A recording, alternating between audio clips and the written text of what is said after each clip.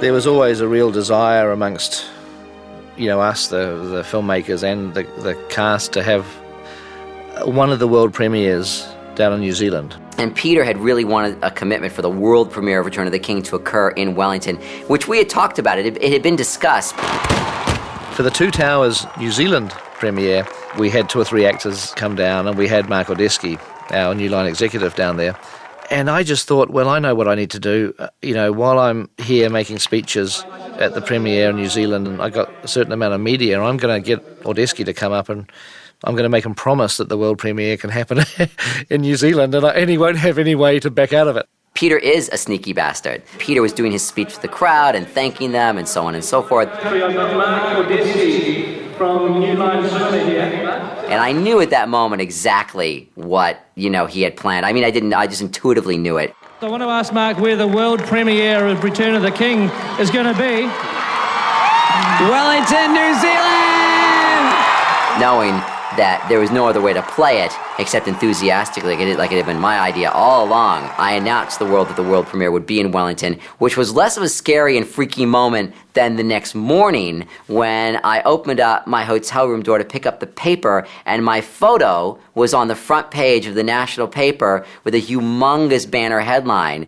In my usual sort of rather kind of sneaky way, I had really pushed New Line into a corner that they couldn't kind of back out of. Good afternoon. Thousands of Lord of the Rings fans are taking over Wellington's Courtenay Place. This is the day the city of Wellington and thousands of fans have been waiting years for. The day of the premiere itself it's like one of those moments which you think back on it and it's a bit like a dream, you can't quite connect it with reality. It was actually absurd. You'd walk out of your hotel room and the whole city had been transformed into Lord of the Rings town. I had butterflies in the morning, and that was only in the morning, and I was sort of thinking, this is such a huge day, not just for Wellington, not just for us as the film crew, but for New Zealand. Good morning, everybody. George FM broadcasting from one of the most exciting days New Zealand movies has ever seen. I think there was something like 145,000 people that turned out for this event, which, if you know Wellington, it was bursting at the seams. There were people on every ledge, every balcony, every window, every rooftop. People hanging out of windows, people on tops of buildings, people hanging onto lampposts. Up trees, up poles, on each other's shoulders. What a reception.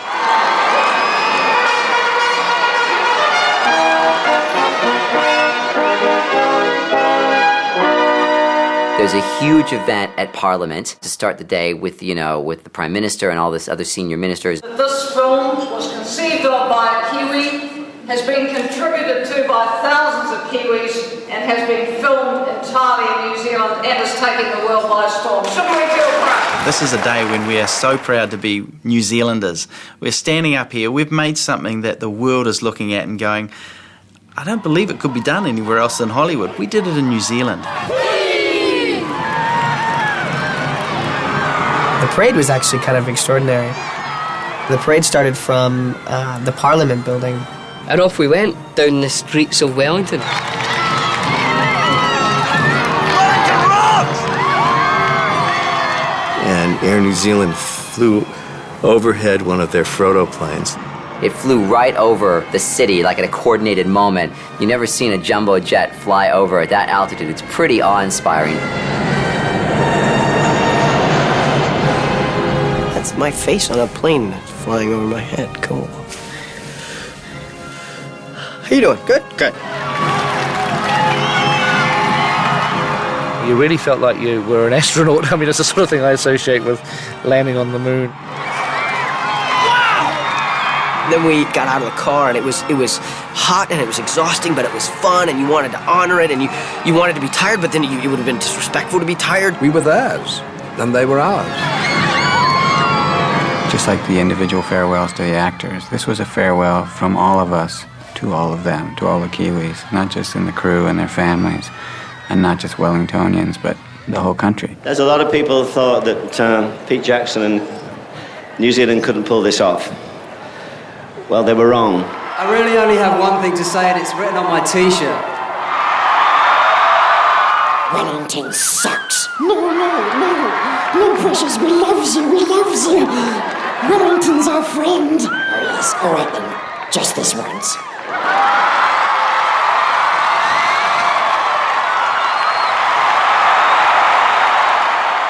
If ever I'm feeling down in the dumps, I can just turn on that film in my mind of that experience and feel loved again.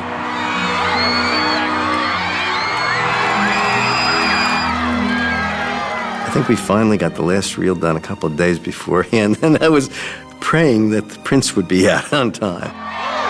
The first time that Peter saw the movie in its entirety was at the premiere of the film in Wellington. I love it. He's like, yeah, I'm looking forward to seeing the movie too. I haven't seen it. I'm like, what? It's like, yeah. It's like, I've been editing it. You know, I've seen pieces of it, but I've never seen the whole thing played down. Unbelievable. So at the end of the night, what'd you think, Pete? Yeah, it's good. It's good. Yep, good. It's awesome. Absolutely incredible. Following the New Zealand premiere, there was this incredible world tour, which was like a whirlwind. Peter said he felt like we were the Beatles. But it really did feel that way. It was outrageous. It was one of those classic cases where, if it's Tuesday morning, it must be Paris. You're exhausted and you're tired, but it's like, shut up and enjoy it, because in 5 years' time, you're going to be thinking, wow, that was great. So after Denmark, Pete had to go home, and, people went their separate ways. But the three actors and Rick went up to Oslo for one more. I was thinking this is like one of the smaller premieres, kind of the last one, but it wasn't as big as the others. And here it was in an arena, that quite often had hockey games and whatnot. This gigantic arena and this huge movie screen, one of the biggest screens I've ever seen in my life.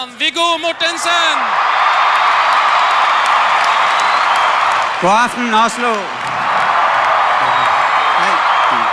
Jeg fortsætter på engelsk, fordi mine kammerater forstår jo ikke dansk, og det gør I vel heller ikke. I turned to the guys and said, hey, guys, Viggo's making fun of us. He's probably saying we're fat or something. Wait a minute. And then after that, we proceeded to watch one of the most remarkable things I've ever seen, which was 200 actors reenacting the highlights of the first two movies preceding the third film. I will take the ring to Mordor. I do not know the way. They had been rehearsing for 6 months, professional actors and stunt people, for free, because they loved Tolkien. They acted out Pelennor Fields and Helm's Deep, and people got scarred and cut. I really wish that everybody had been there. I wish they could have seen this after what we'd all been through. It was astounding.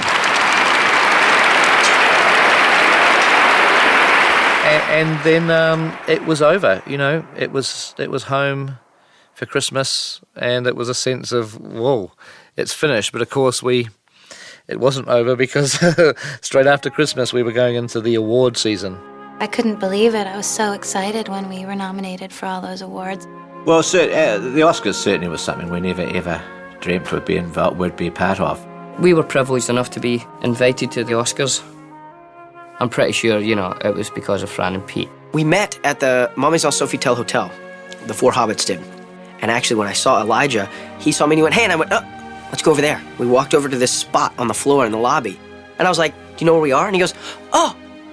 We were standing on the exact spot where we first met 5 years before. I said, I just want to have this moment. This is it, man. We've come full circle. For 3 years we'd been hearing about Oscars, and obviously for 3 years members of our team had been winning Oscars, but there was this whole thing about, when are they going to honour the film? Are they going to honour the film? Are they going to snub it? Is it going to be ignored? They'd never before given an Oscar to what they described as a fantasy. Ever. I mean, the very first award was the one that I really wanted us to get, which was the art department. Because, Dan Henner and Grant Major and Alan Lee had been nominated in the previous years and they hadn't won. And the Oscar goes to Grant Major for Lord of the Rings, Dan Henner and Alan Lee for the set decoration, But that was the first one up. And they won, and it was like this incredible cheering in the group and this feeling of yay. And the night became enjoyable from that point. And as it started to unfold, you were just so worried that you were going to be the department that broke the line of success. And when we just kept winning award after award, I didn't believe it. I sort of felt like, oh my God, is this happening? Wait, do we have to stand up again? Quick, smile. I think that everyone who won an award on this would have traded in those awards to make sure that Peter Jackson got Best Director.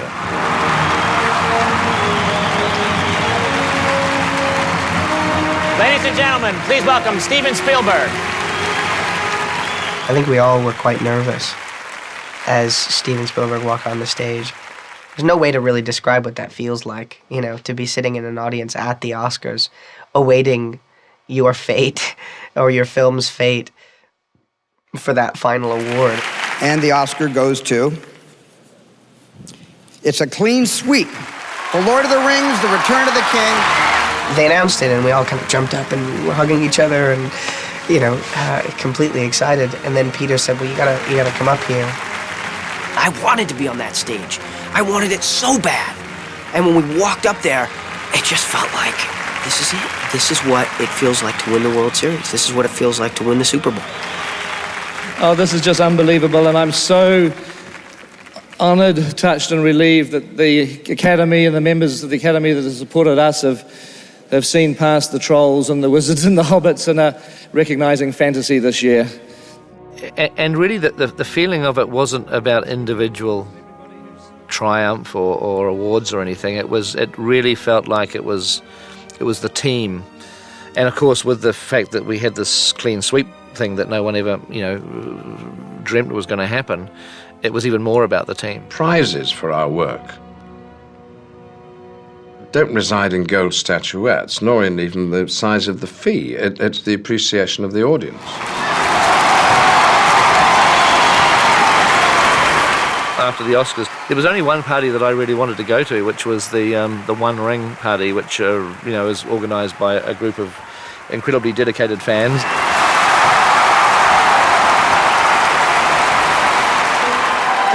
One of the things that really motivated us was we were absolutely terrified of letting you guys down. God, if you ever want to know what it feels like to be a rock star, that was that moment. This could not be possible without you guys. Thank you.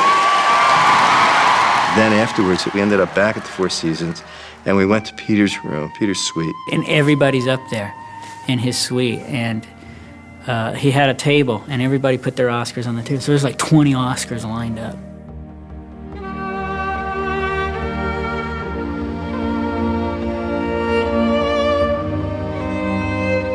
That was pretty incredible. It was the first time I saw Peter in awe of something. For that moment, it was the family again. And in many ways, probably for the last time.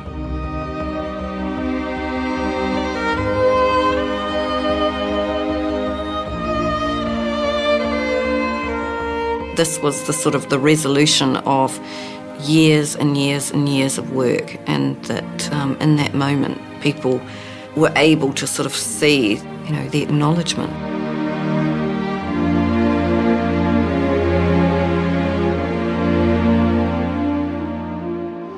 Yeah, okay, here we go, and roll camera. And action! 1, 2, 3, 4, 5, 6, 7, 8, 9, 10. Okay, so Fred, I just got an idea, Alex. If we got a 24mm lens, when we cut the extended cut, I realised that there was one little shot that I needed that I hadn't got for the Powers That Are Dead.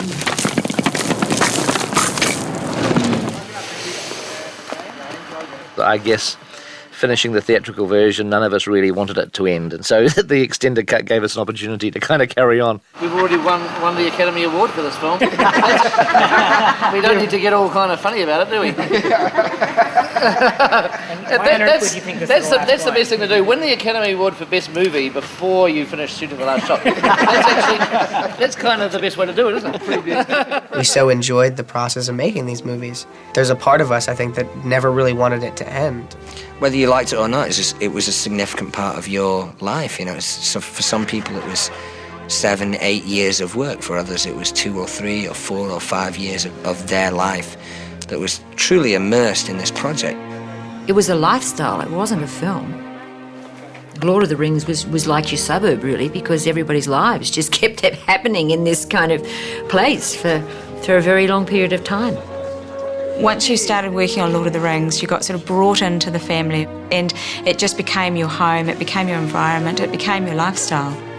And you just accepted that, and anyone who didn't last on the film. I don't think any of us have been involved with anything on this level, on this scale. Left, right, left, right.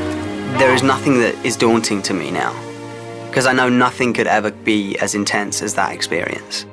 If you talk to any one of us, we would all have horror stories of what it cost us personally.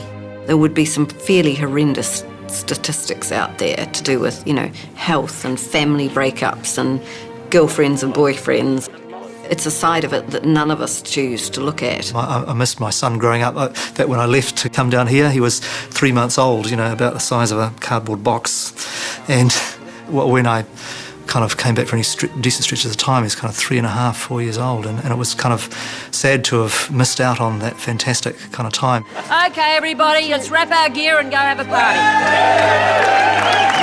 On some level, the stopping and the getting to the end is a relief. I mean, there's no doubt about that. I couldn't be truthful if I didn't, admit that it's like, oh, thank God it's finished. But it's like a relationship coming to an end. It's like a family dissolving. It's intense, and you form friendships, and then the whole thing sort of stops. There's a realisation, too, that the friendships don't have to end. We've been through lots of stuff together. We've all had arguments and come close to fights and stuff. But like a family, you forgive the cranky old uncle. You forgive the granddad who won't get out of his chair, that kind of thing. You know what I mean? You forgive people what you see as being their shortcomings. I think a lot of people in the film industry are nomads, and they basically roam around searching for like a wonderful experience or wonderful people to work with. Yeah. And every so often you strike wonderful people and a wonderful experience, something that's going to enrich your life. The fact that we let it happen and we all became friends and, comrades doing it, I think is part of the success of it. It's not often that you can work on a movie and come away feeling like you've grown as a result of it, and that it has informed a lot on your life, in a profound way. I do feel, I think we all do, that that was a journey worth going on, Yeah, we've made, those films were really good, and we were part of them. I kind of don't think that Lord of the Rings is repeatable in that way. I mean, the fact that it was shot in New Zealand, the fact that it was 3 films together, and we were basically an amateur filmmaking country. We had a cast of actors and a wonderful crew who committed to 3 movies, to 18 months of work, and in the case of some of the crew members, 6 or 7 years of work. And that is something that, doesn't happen in the film industry, hardly ever. He's married my sister. Yeah. Oh. Let's put it over there. If I was going to sum it up, I'd say it was the biggest home movie in the world. Thank you. Follow me! Follow me! I am in no hurry to forget these experiences. I don't know why anybody would be. I'm on camera here talking to you, and this is probably the last time, I guess, that it's directly about Lord of the Rings and Aragorn. And I'd like to take the chance to say thanks to you and to, the fans that have seen this movie and the people in New Zealand who embraced this before any fan saw these movies. So, thank you and farewell. For the Kiwis, it's a big kia ora. And to the Tolkien fans, I'll just say namaria.